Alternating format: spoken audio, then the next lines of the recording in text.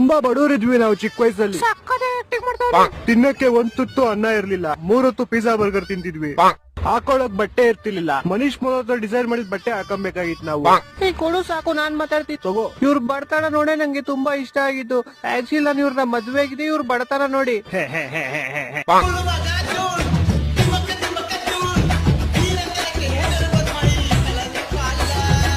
ನಮಸ್ಕಾರ, ಎಲ್ಲಾರ್ಗು ಹೋಗ್ಬಿಟ್ಟು ಬರ್ತೀನಿ. ಅವಾಗ ಹೋಗಿ ಬರ್ತಾ ಇರ್ತೀವಿ. ಬರಪ್ಪ ಗುಂಡ. ನಂಗ್ ಮನೆಗೆ ಹೋಗಿ ಐಸ್ ಕ್ರೀಮ್ ಬರೋ ಹೋಗಲಿ.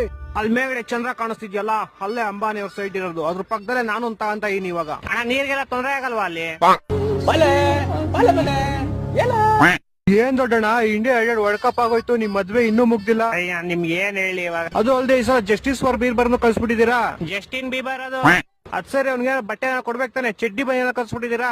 ನಮ್ಗ್ ಗೊತ್ತಿಲ್ಲಪ್ಪ, ಅದೇನೋ ಒಂದು ಶೋಕಿ ಅಂತೆ.